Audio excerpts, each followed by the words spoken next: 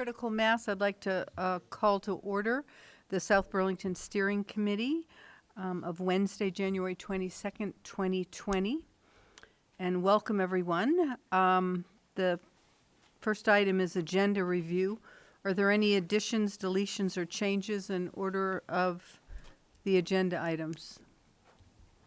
Seeing none, we'll move on to comments and questions from the public not related to the agenda. Are there any? Okay, seeing none, we'll move on to item 4, which is approving the minutes from November 5th. You have a copy and they were sent out earlier. I'd entertain a motion for approval. So moved. In a second? Oh, yes. A minor adjustment on the Okay. second page where it mentions supporting tighter restrictions on tobacco and vaping products, as well as increasing the age to purchase these products. Uh-huh. I'd like to strike out increasing the age to purchase these products because that bill had already passed, and banning the sale of flavors in tobacco products. That was what I asked. That's what you had said. So Yes. after access to flavored tobacco and vaping products, would that Yes. reflect your, okay, flavored, and then striking from Increasing the age. as well as increasing the age? Yep. Because that had already passed. Yep. Well, as long as we're there, it's Barrett with an I, right? Yes. Oh, okay, yes. Bear it with an I. You don't remove trees, right? Are there any other discussion or edits? Okay, we have a motion seconded on the table. You ready for the vote? All in favor of approving the minutes of the November 5th, 2019 Steering Committee meeting as with those slight amendments, signify by saying aye. Aye. Any opposed? Okay, thank you.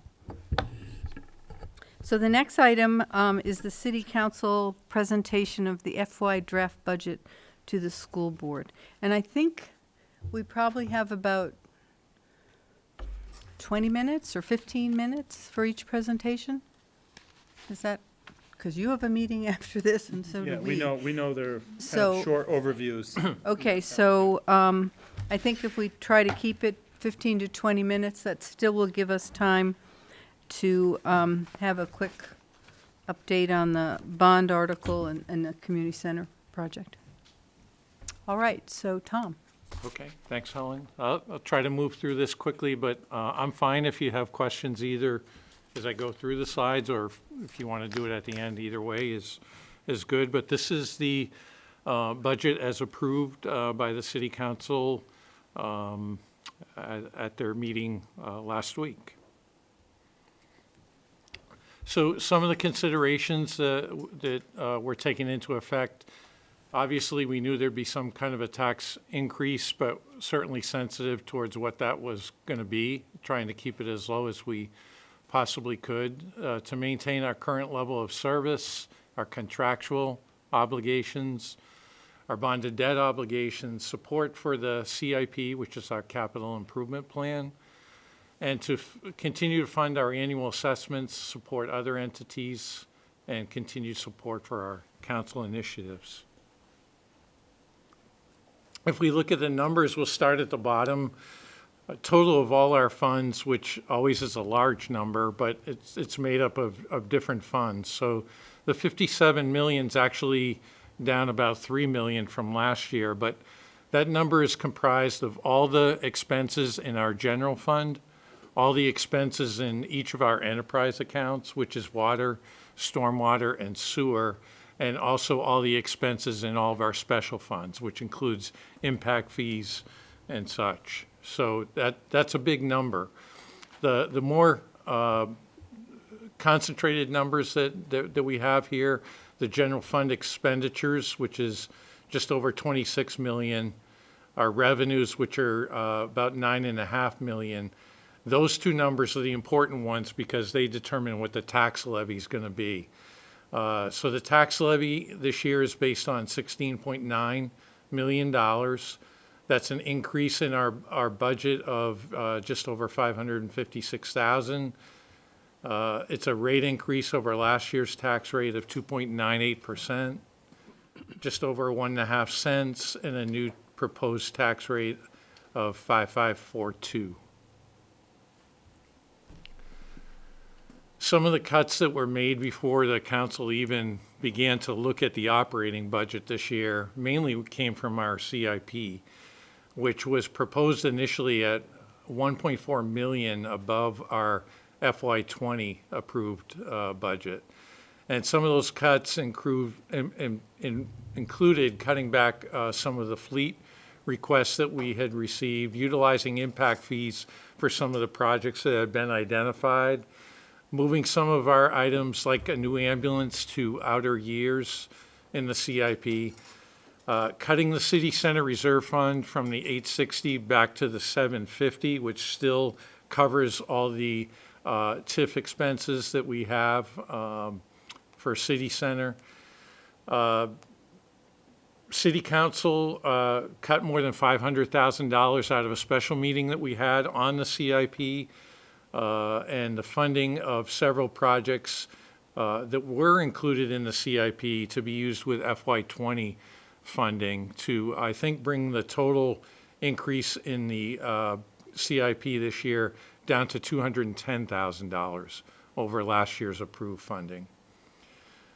We also worked as a management team to take out a little more than $100,000 of proposed expenses in the general fund and the various department budgets.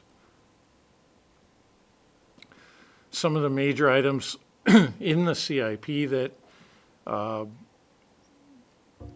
really are the major ones for, in terms of dollar amounts. We looked at the paving budget. We actually spent quite a bit of time on that this year. The council, the management team, I think everybody in the city is cognizant of the condition of our roads, the rough winter we had last year, and the funds that we had to try to pay for some of that. In addition to the council approving some of the money that was left in the FY19 budget last year for additional paving money, we've increased the paving fund from $625 approved last year to $750,000, and we're expecting almost another $165,000 through a state grant, which will bring us close to $1 million worth of paving money that we feel will have available to us for FY21. The tree care really evolves around the emerald ash borer and the replacement of those trees. We're finding that it's costing us, the good news, it's costing us less than what was originally indicated by Justin and the arborists that work for him.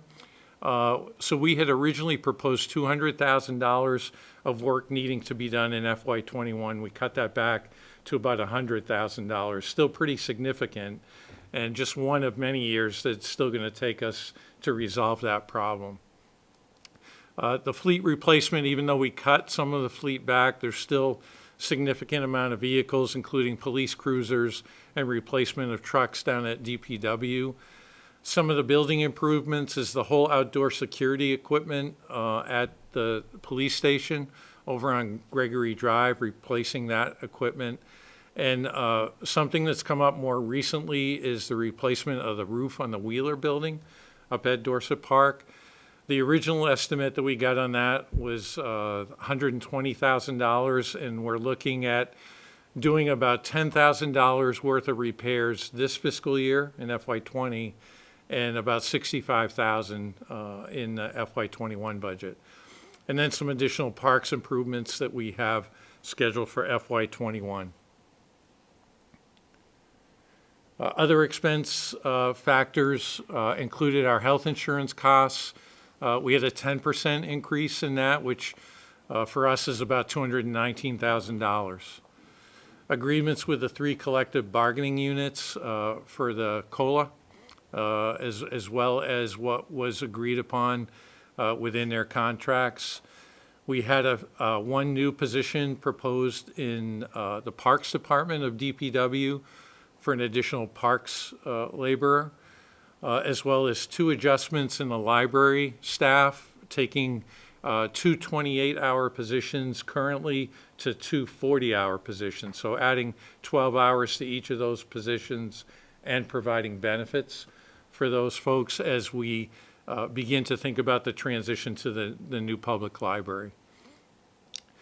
We have a stabilization fund. We have a designated reserve actually set in the budget for this year with a number of $10,000 in it, with the hope of continuing to increase that those dollars each year. The stabilization fund is really designated money that we have committed to put on the balance sheet at the end of the year. We obviously hope it's more than $10,000, but the $10,000 will be added to whatever is left in the general fund budget at the end of the year. We have multiple elections scheduled for the next year. So we have the August vote, we have the November vote, and then we have the March town meeting. It's about an additional $10,000 there. Equipment maintenance and repair continues to be a major item for us, especially with trucks like the fire trucks and some of the larger vehicles at DPW. We have an increase in our community outreach program. This is the mental health counselor that works with our public safety divisions at both police and fire. The way that the funding was factored before, which was based on population, has now been changed to being based on call volume.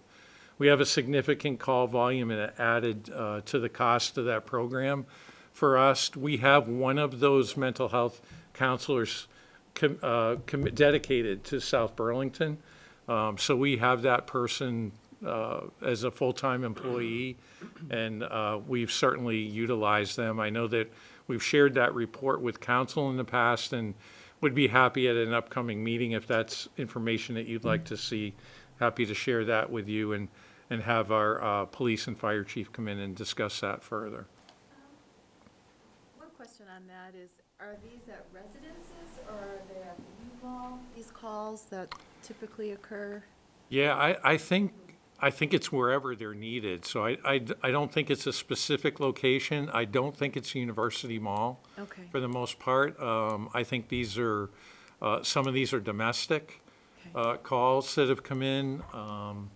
We have certainly had an increase in theft at the University Mall. That I know. But I think it's more addiction related than it is, Mental health.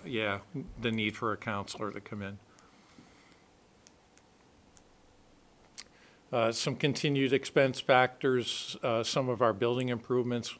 Winter salt, I'm just amazed at the costs that we put into that each year. That's a $30,000 increase to equal the winter we had last year. And it's just, we never know what kind of winter we're gonna have, but I can say that even though we haven't had a lot of snow this year, Justin says we're already on par, if not ahead of where we were last year and the amount of salt that's been put down already.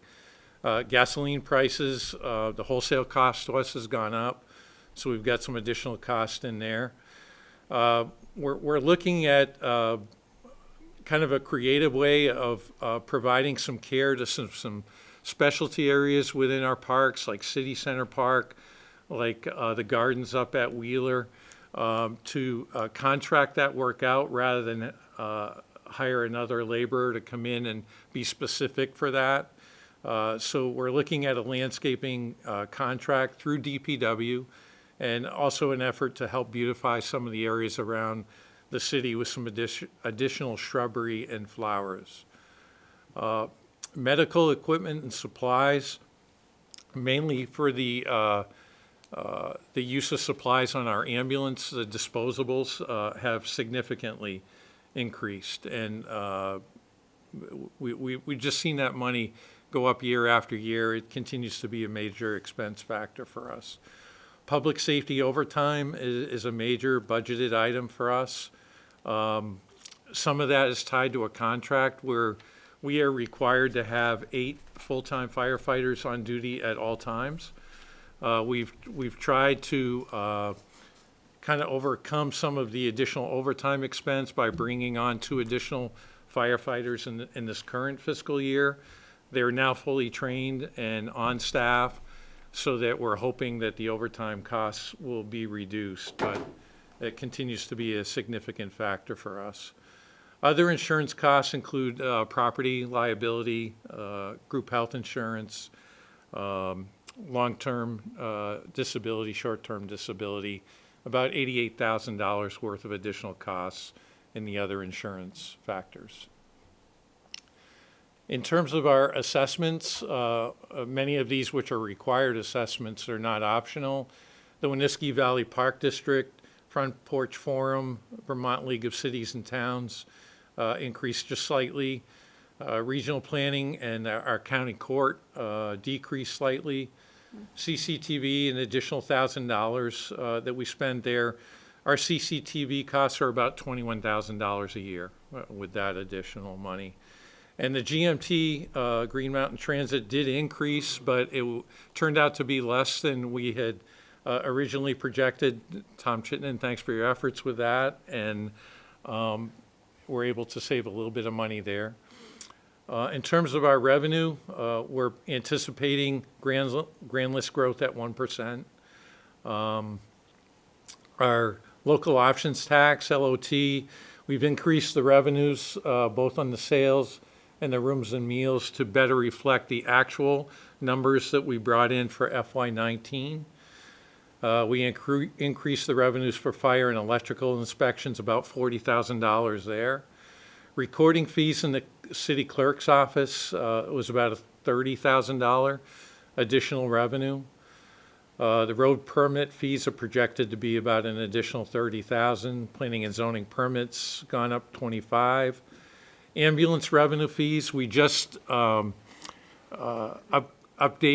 the fees with the ambulance service, and we do to be more consistent with, number one, what the state permits us to charge, but number two, more similar to what the surrounding towns are charging. That was an additional $100,000.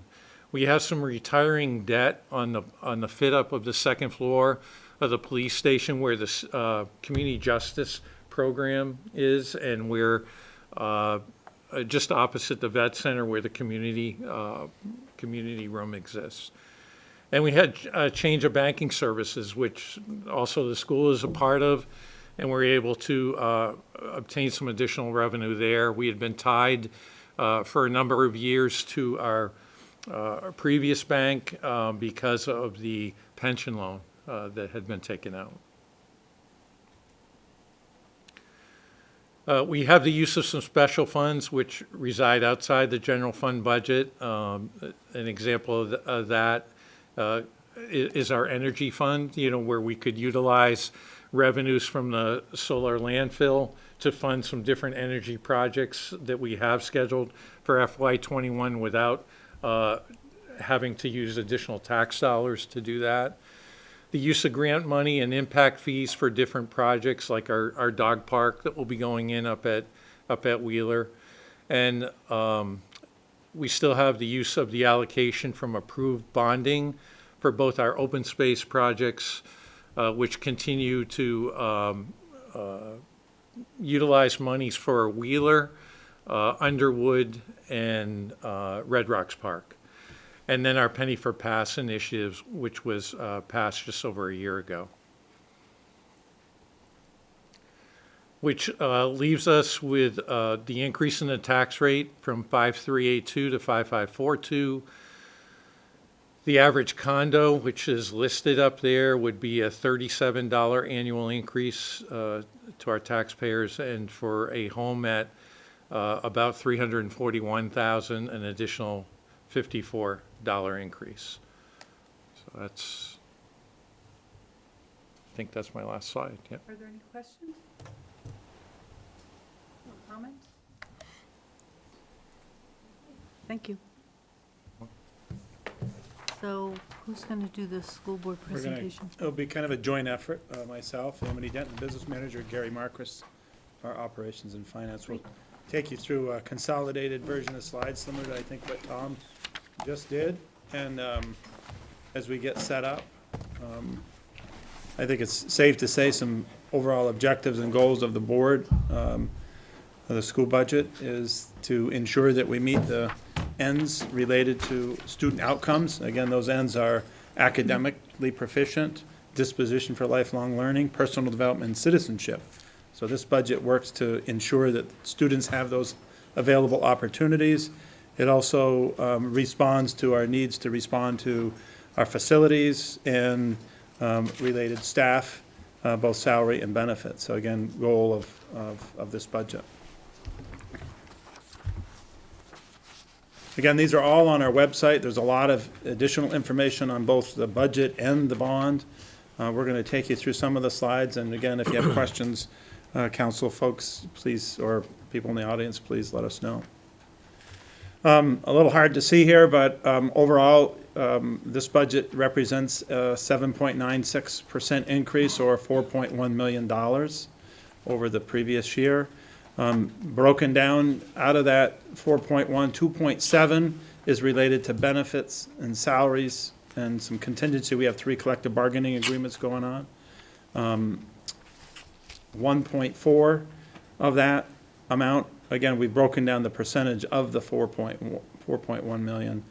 These are expenses related to tuition agreements, stewardship projects, and we'll talk a little bit more about that in a second, contracts with vendors, vocational tuition, and lease payment obligations. We have a slight reduction because increased revenue, although not necessarily all the way through, but this is in the debt service and equipment purchases. Here's the revenue reduction. And then our overall, as a result of the overall revenue, has increased slightly. Federal has decreased slightly, but we have a little net positive there. Some important facts for us off the top is that, again, positive for us, we have increased student growth or population growth. From the 19 to 20 year, we added, beyond what we expected, we had 35 students, and then projected going forward for the 2021 school year, we have a total of 103 over those respective 2 years. Factors important that contribute to kind of the uncertainty of our budget development is our equalized pupil count is not yet final. We do have a number from the state, but that generally continues to change. So again, just an important note, and I'll just show you again where that shows up in our worksheet. Our healthcare premium, similar to what the city said, is we have some increases there. For us, 12.9%. Act 11 will kick in, and it will kick in starting January 1. And so we obviously have to factor in some of those changes. And for us, that will result in what we propose at a 17.77% increase. As I said earlier, all 3 collective bargaining agreements are in play. That's the teachers, the administrators, and our unionized support staff. As I said earlier, class size at elementary do require the additional support. I'll show you some enrollment.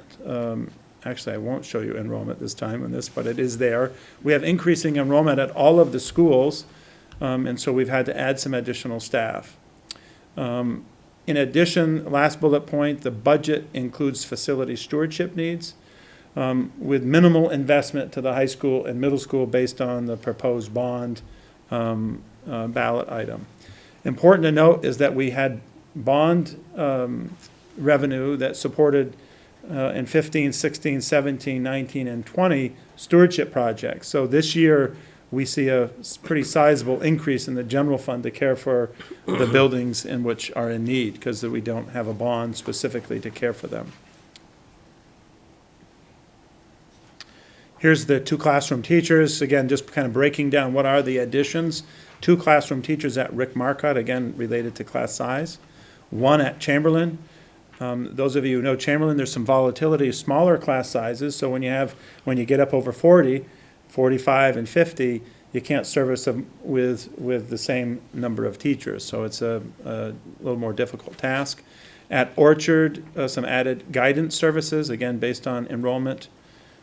Orchard, we didn't think would hit 400 last year. We hit 400 last year. We're proposing about 420 as we move forward. So some added staff there. The number of students? Number of students, 420.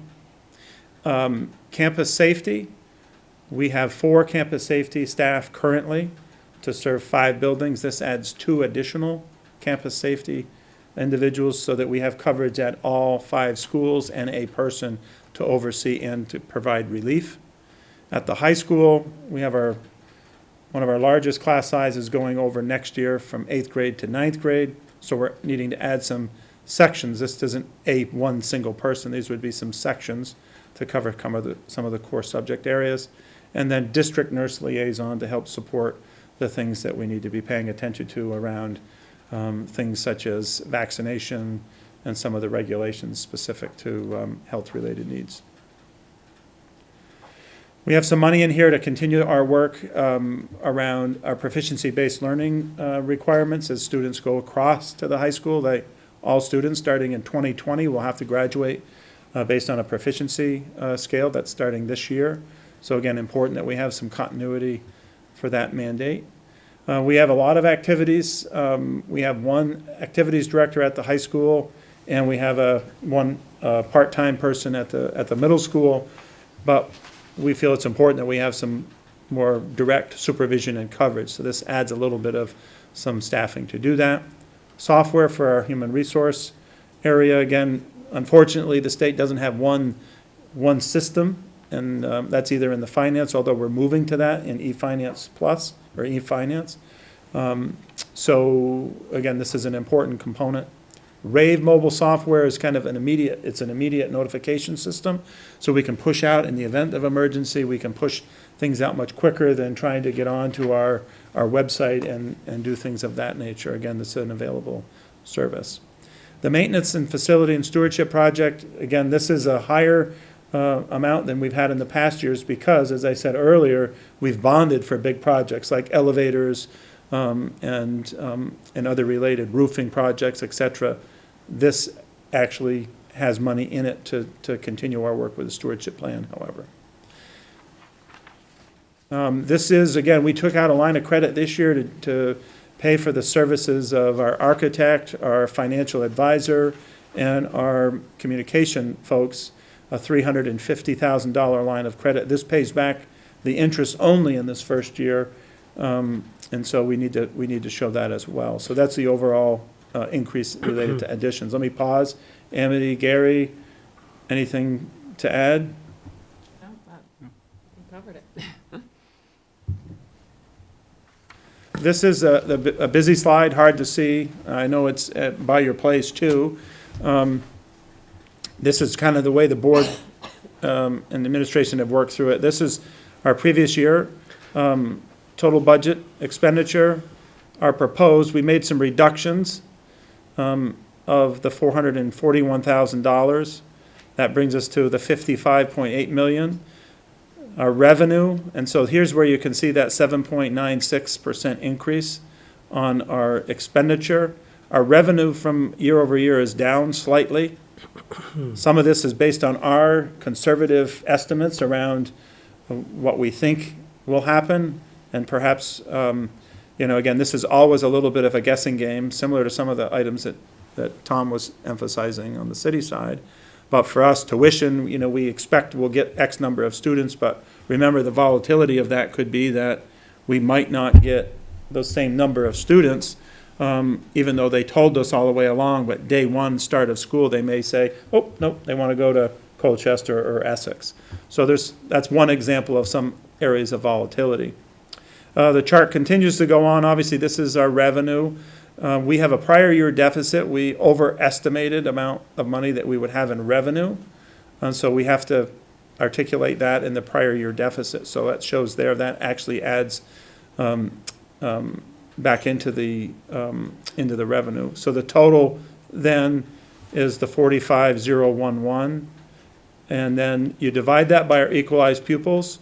Our equalized pupils are up, and you see that's about 39, although we've had more students than that in this year.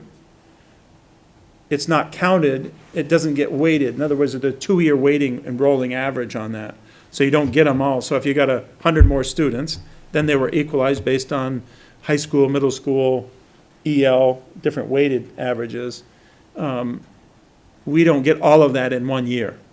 Okay, so, but this does reflect an increase of the 39.62 on the equalizer. Remember what I said earlier, we don't yet have a final number. We've kind of gotten, what is it, Amity from Brad, final but, or subject to change, right? So it's a little, that's a big part of our equation because it's the equalized pupils divided by the $45 million gives us the ed spending per equalized pupil. You divide that by our property yield set by the state up here, and you can see that has gone up a little bit, so that's positive for us.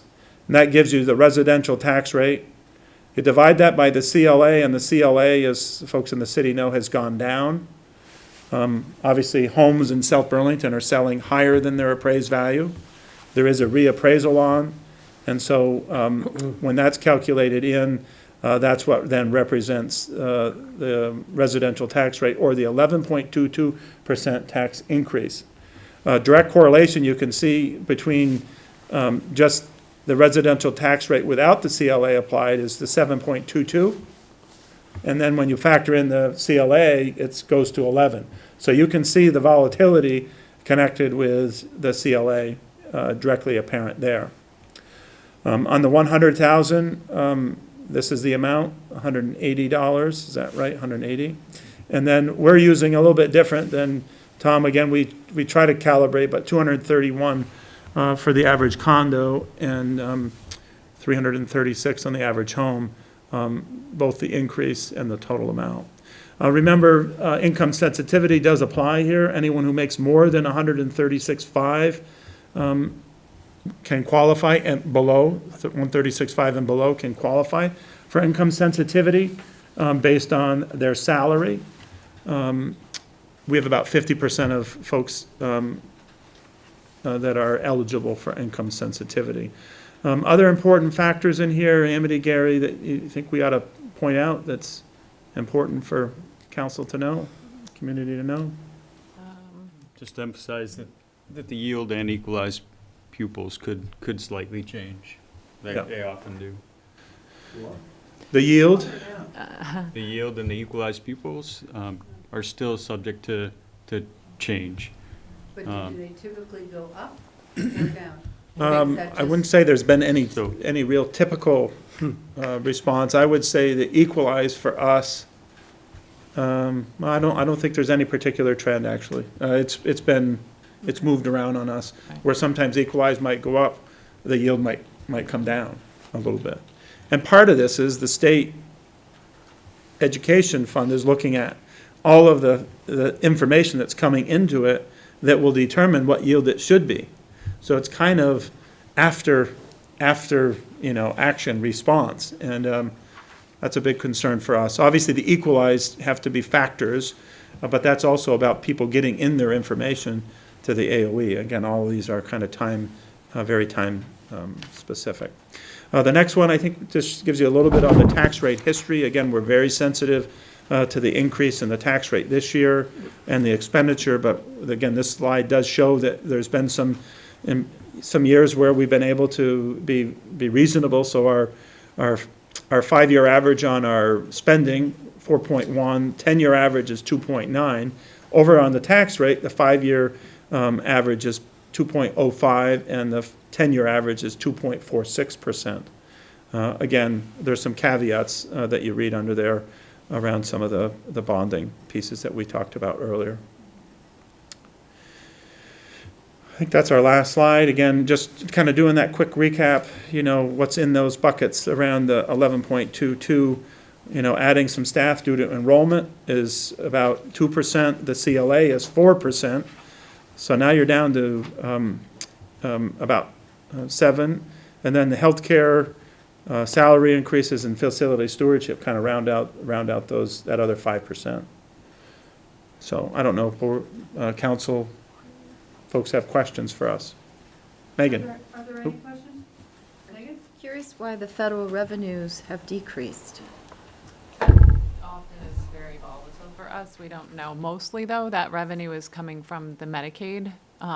That's where the revenue drop is our Medicaid funding. So that can be related to parents not willing to sign their children up for the the billing pieces of Medicaid that come through the school, maybe from not understanding the value to both them and their children and then the district, but that has been kind of an up and down, ebb and flow. We've been sort of leveling out now, but there is that decline, and that's where we've been seeing the decline in the federal revenue is the Medicaid.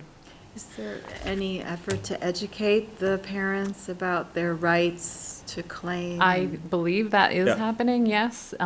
With our director of special ed, she's been great about explaining to us it often is sort of a misunderstanding that the parents think they might lose it at home if they sign up for it through the school, but it really isn't. So I know they have been trying very hard to educate the families so that they understand it's not a lose at either side.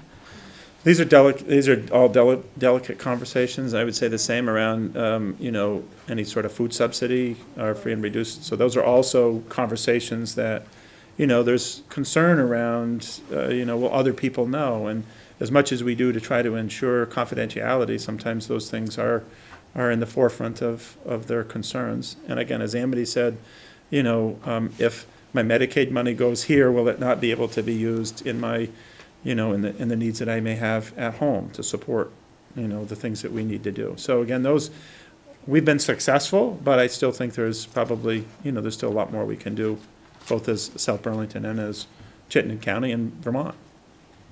Is there, I don't know, you belong to the Principals Association, is there a website that could, parents could be directed to so that you don't have to do that interface? You could very privately, anonymously. Yeah, there's all kinds of resources. It wouldn't be through Vermont Principals Association. Again, it would be through a different portal. But there is online opportunities, and there's also kind of the one-on-one confidential support that we try to give. And again, as Amity said, Joanne Godak and her staff have worked hard to try to really make sure that that's a focus. And we've had some gains there, but at the same time, you got to be careful about how many times you go back out and ask. When someone says, no, thank you, I understand, no, thank you. You do have to respect that, whether it's on the free and reduced lunch piece or in the Medicaid piece. But it does factor into important revenue for us. And as Amity says, it's, has some volatility to it. And on our webpage, we do have all of the revenue kind of shared out more specifically for you too, if you'd like to see it. I can give you a copy of it if you like. Tom, did you have a question? Oh, any other questions? Okay. Well, it's complicated, Well, to say the least. yeah, I mean, education funding, as you know, so a lot Yeah. of you have been around a long time and you've understood probably the components, but it's unfortunate in some ways, right? That what we publish in the budget book often is not correct. And that doesn't do well for our trust factor, school board and administrators, because what comes out in the book obviously will have the corrections applied. Well, after the book comes out, the corrections will apply, so there'll be something perhaps different on the tax rate. And that's unfortunate. Okay. So if there's no more questions on either of the budgets, we can move on to item 7. This is an update and discussion by both the council and school boards on the major projects statuses. And it starts with the school board bond article. So Bridget's going to give a quick overview. Again, Okay. I would, while she gets set up, I would preface that there's a lot of information available to folks on our website, available through brochures. We're out and about. We've had meetings with the Rotary, with SBBA, our staff, PTOs. We've been continuing to kind of reach out. We'll be on Channel 17, as you guys will. So there's all kinds of avenues that we've been trying to get out the word. And again, we're going to give you a little bit of that overview, but there's a lot of information in here. I would strongly encourage anyone watching or any of you to go onto the website. And if there are specific questions, we certainly would ask that you do that. Bridget has devoted a lot of her time, as well as Elizabeth and Brian, on trying to help get out the information above and beyond kind of the normal board duties to try to help educate and answer questions that are out there in the public. Sorry, we're just having a little bit of technical difficulty. Things are frozen up on me, so we'll keep trying.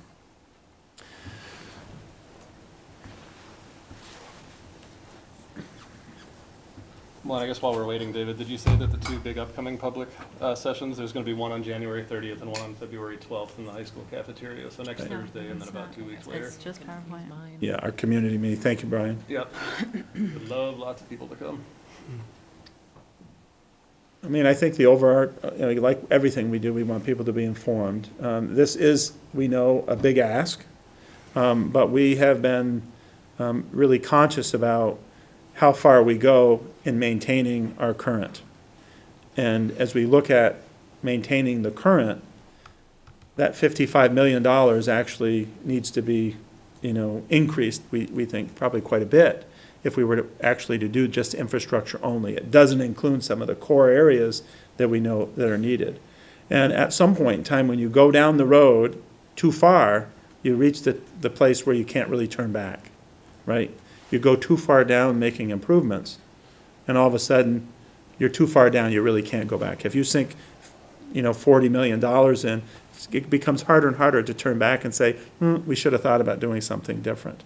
And so I think there's a lot of schools right now that are looking at what they need to do. Burlington, Winooski are two just immediate examples, but we've got many, many out there that are starting to rear their issues, and it's going to be a big, big issue. Is it, I'm sorry, one of the high school cafeterias, or is it the Tillman Middle School The cafeteria? high school, it's cafeteria number 2, I think. Yeah, right? cafeteria, kitchen at the high school, and so some of the 55 million, and this isn't really the time, because we get onto the presentation, and certainly happy to answer questions like that and others around what's in the 55 million and what's not. Because again, I think we want to be really clear about what the infrastructure only did. It was really only infrastructure, including the gym at the middle school. That was it. So these are on the budget, these two meetings? Is that- They're out in the public, yes. Okay. Both community meetings, yeah. They're not on the budget. About the They're- bond. No, they're On the about That's the what I- bond. that's- About the About the school bond. board. Oh, okay, all right. Yeah, and it's January 30th, February 12th, 7 to 9, high school cafeteria. It's at the end of the presentation too. Sorry that, Oh, yeah. that we had a little technical difficulty there. I would characterize this more as an update rather than an overview, because you guys have had the overview. A lot of you have been to SBBA. We did a full overview in October. So it's really more just an update from where we were the last time we were together as a group. And it's only just some highlights of an update. I'm not going to take up your time tonight because we both have other meetings. I did want to share where we landed on design just briefly, because this looked just slightly different. So this is just the current site plan, middle school. The north is the left-hand side of the slide. So the middle school is the northern side, thank you, of the, of the property. This is the high school. This rectangular building is the physical education and athletic center. We've got the baseball and softball fields, as well as some space that can be used for turf sport practices like soccer. And then the track would be moved over here. As we described in our previous presentation, but just to refresh your memory, there would be 2 loops to sort of keep parents and buses separate. This would be the parent loop that would come in off of Dorset Street here. This would be the bus loop that would come up here and back out. And those are both being designed to take buses in case we change our minds about which one we want to use for which in the future. Then the parking would be sprinkled around the site. Parking, there would be about an additional 120 spaces from where we are today, but located in much more thoughtful places. I won't go through all the details of the floor plan. I'll just run through it very quickly. So this is the lower level of the physical education athletics center with the track and the courts and the bleachers. This would be the first floor plan for the middle and high school, and then the second floor of the physical education athletic center. Second floor, sort of more layers of classrooms, and all these details are in multiple presentations that are on the project website. So again, I won't run through them tonight, given time. And then the third floor is really just additional classrooms and the second floor of the media center at the high school. I also did want to share some updated imagery that the architects have worked to prepare. So this is a vision of what the dining commons could look like at the middle school. And a vision for what the theater could look like.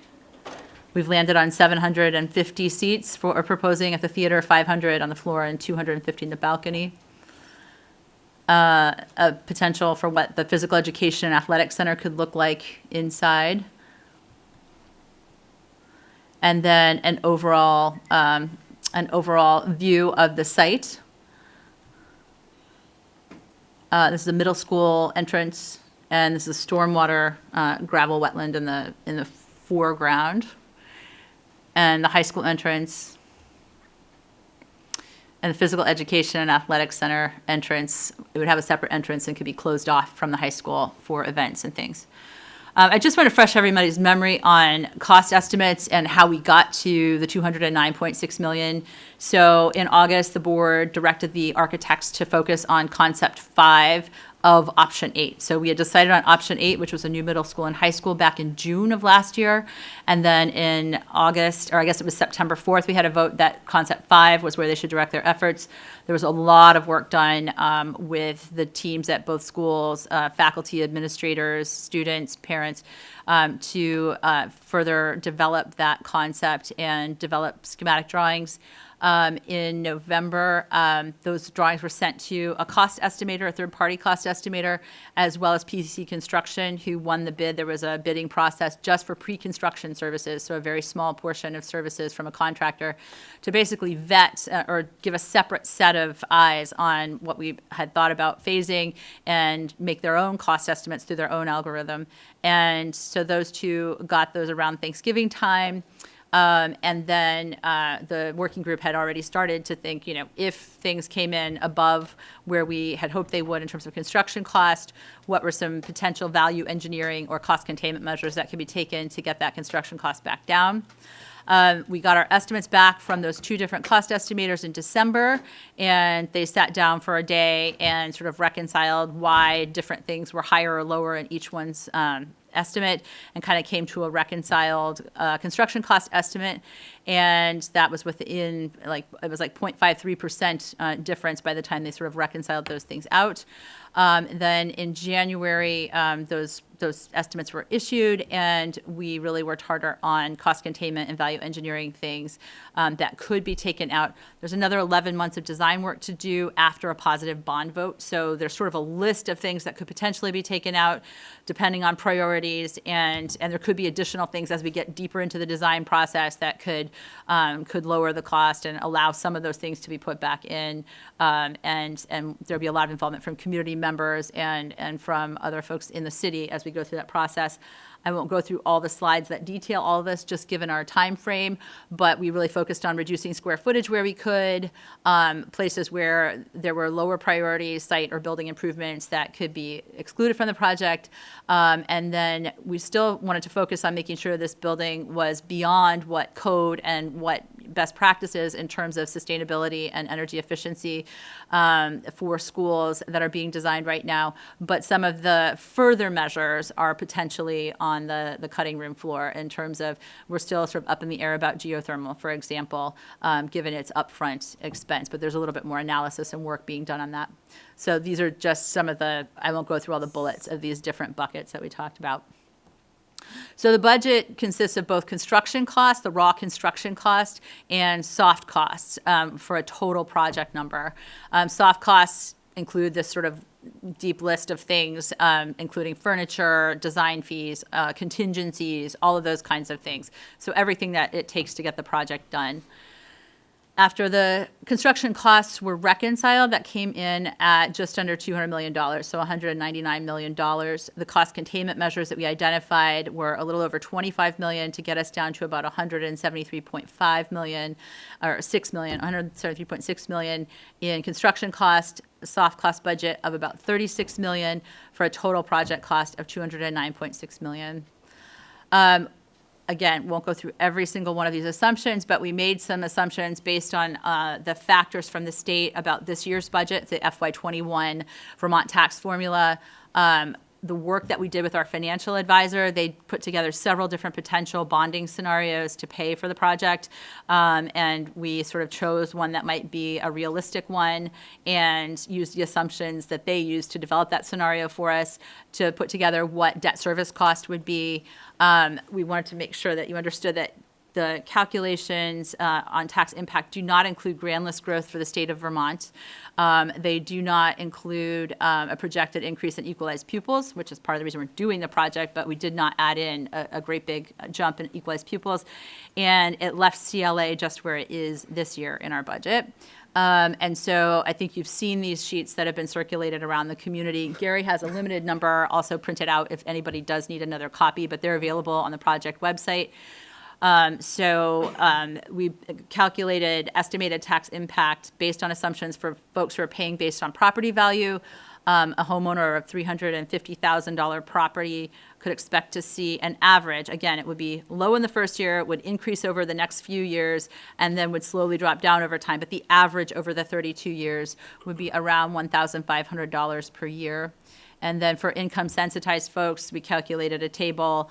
Again, there are tax calculators, or there is a tax calculator on the Vermont state tax website where people can put in their own personal information and different factors to get a clearer sense of where they would be. But our estimate for a $70,000 income household would be around $438 per year of additional tax based on this project.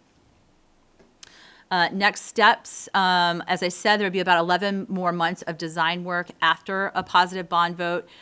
Toward the end of that design work, there would be a bidding process for the actual contractor who would build this. And we would hope to break ground sometime in March or April of 2021. There would be about 32 months of construction of the 3 buildings. And then students would move in by about January of 2024. And then there would be another 9 months of taking down the existing buildings and rebuilding playing fields and doing parking lots and landscaping and all of that for completion around October of 2024. So as Brian pointed out at the beginning, we have these 2 community meetings, January 30th, so a week from tomorrow, in Cafeteria 2. We'll make a very short presentation and then break up into tables. People can circulate amongst the tables. We'll be there for a couple of hours to come ask specific questions to different people from the working group and from the administration. Same, just a repeat of the exact same meeting on February 12th, just to give people another chance to do that.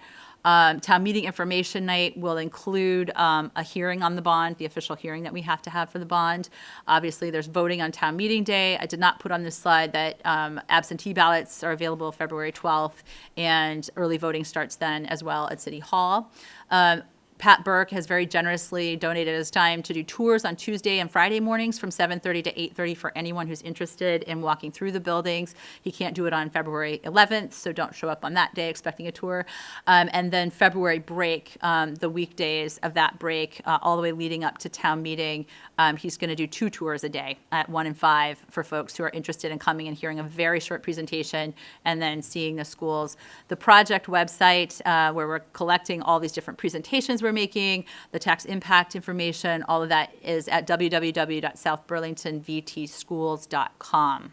So that is all I wanted to share. If anybody has questions, David or Brian or I are happy, and Gary are happy to take them. I know we're very limited on time. Sorry about that.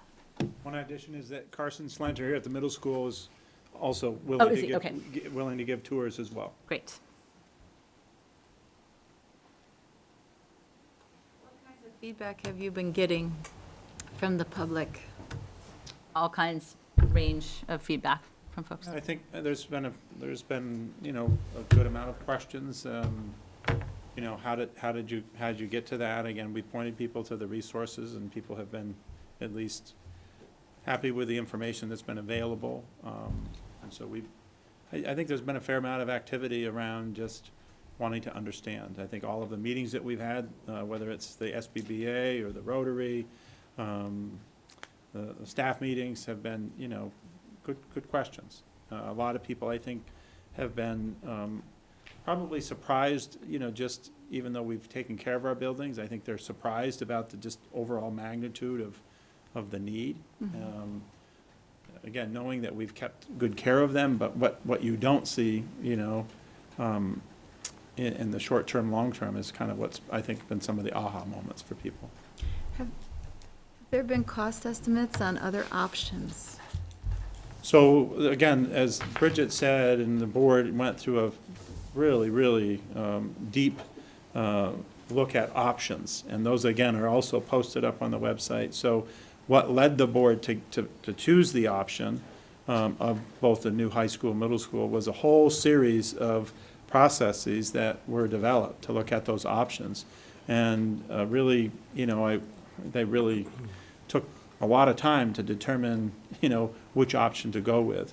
Again, these were options that were vetted with costs, albeit everything was kind of apples to apples. Now, there could, you know, again, it looked at everything kind of consistently, which was. And meaning that it was at very high level. So Right. those options that were presented to us in June of 2000, well, they weren't presented, they were presented in April, we voted on them in June, were all at a very high level. It's expensive to take the time and resources to really develop those to the same level of schematic drawings and all of that kind of stuff. So as a board, we needed to pick a direction and direct the architects to go that way, which is what we did in June by saying it doesn't make sense to us to invest $50 to $60 million of the community's money in renovations only that will not address these educational needs that have been identified, that will not address capacity issues, that will not address infrastructure. It will address infrastructure issues, but won't add infrastructure that we need for, you know, additional classrooms, additional gym space, additional auditorium space, additional cafeteria space.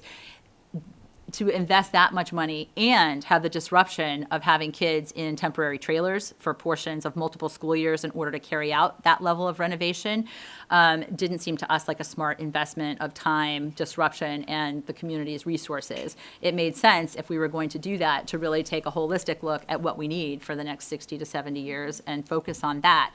And so that's what we've done. And so that's why you're seeing the presentation that we've been making. If I could add a little, Megan, I remember that at our last meeting over in the library, at some point during the presentation, I mean, it's a huge number. You were having that reaction, and you suggested that, you know, can't we just take care of the infrastructure and capacity issues? And as Bridget pointed out, we didn't follow these other of the 7 options, the 8 options, as deeply as this one, so you can't be exact. But the early number that we heard for infrastructure and renovations was $136 million. I do think To there's. address partial, like the Correct. high level things, like we simply don't have enough cafeteria space. And the frustration that I think a lot of us, at least I felt, I should just speak for myself, I felt with those high priority ones, they're the ones that have to be addressed immediately, those core spaces, but they don't really speak to the actual teaching. They don't speak to, you know, putting together STEM disciplines together in a way that allows project-based learning and interdisciplinary learning. They were focused on the day-to-day needs of cafeteria space and gym space and auditorium space. And so again, it felt like we're still missing really the point of why we're here with those kinds of renovations. The renovations that really change adjacencies and change how the buildings are supporting our current teaching model, those are expensive because the high school has load-bearing walls between our classrooms. It's very hard to renovate to make those things happen. And at the middle school, you know, we looked at just building a new high school and then doing some infrastructure-only renovations at the middle school, plus a little bit of additional gym space at the middle school. And it was, you know, at that high level number, it was about $6 million more to do a new middle school, which gave us all the things that we were looking for in terms of educational support, in terms of team-based teaching at the middle school.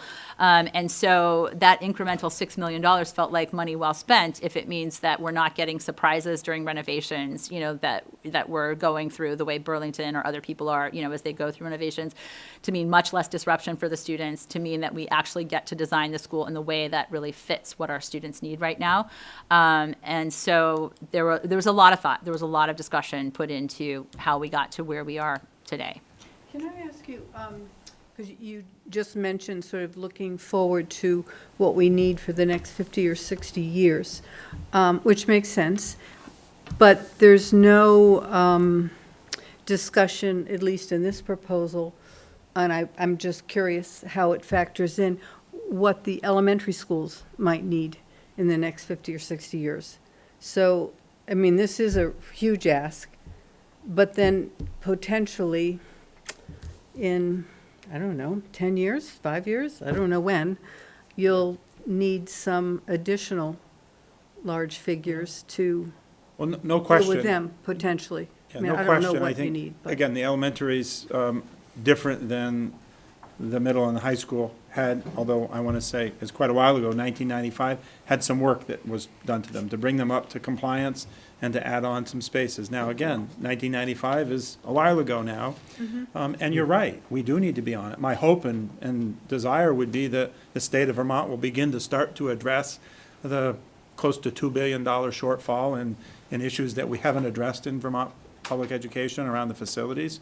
And maybe there will be some resources that will go towards some sort of support funding structure, like all other states, up to including, you know, Massachusetts, that's somewhere between 60 and 80% of your construction cost to help. But at the present time, we, again, part of the decision that the board made was, given all of the factors in play, it was the high school and the middle school that were most in need now. Again, through our stewardship plan, and you, again, Gary has gone through that diligently, and we have a diligent plan, we're continuing to stay at it with the elementary schools. We want to make sure they're mission ready and they're good places for our students to learn. So again, part of that $500,000 that you heard in our budget was to do roof improvements and things like that. We are a district that has paid attention to that. But yes, in the long term, depending on what happens with enrollment, you know, in the next number of years, we're going to have to be in conversation, school board and city, around how we continue to have properties that support education. Is that the same configuration? Is that something less? Is it another school maybe, you know, another elementary school as we build out the Southeast Quadrant and so on and so forth? And again, I'd put that back to the city and say, well, again, what do you think about overall growth projections in the city, and where should we have more public resources, including up to a new school building maybe, right?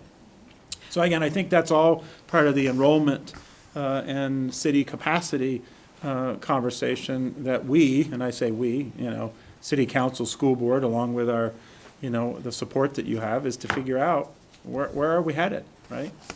The infrastructure and renovations for 136 million, that's all on the South Burlington BT schools. That was on a presentation we saw from the architects how long ago?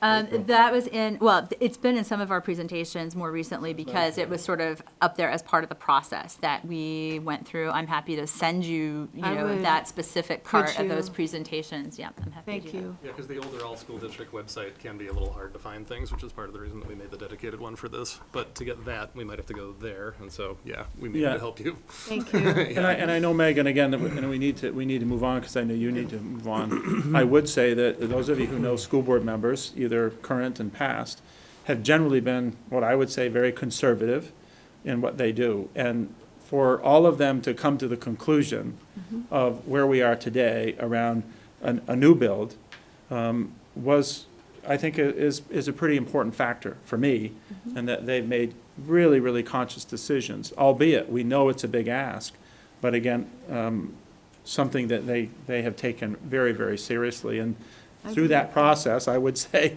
you know, at the beginning, most of them I would have said probably wouldn't be there. But through the process, as a result of all of that information, came to that conclusion, all 5 of them.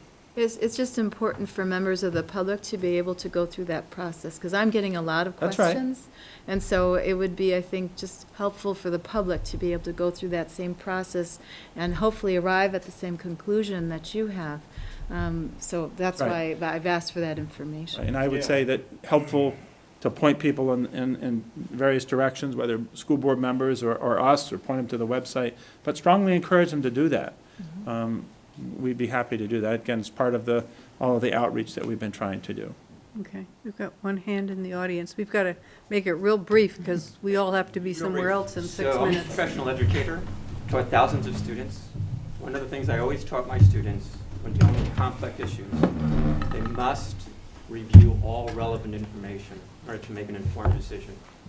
You've heard a very one-sided perspective on this project. If I were to grade as a professional educator the presentation you just received in terms of hearing all relevant information, I would give a grade of F. And I'll give you one important piece of information. The state has a financial assistance cap of $5,600.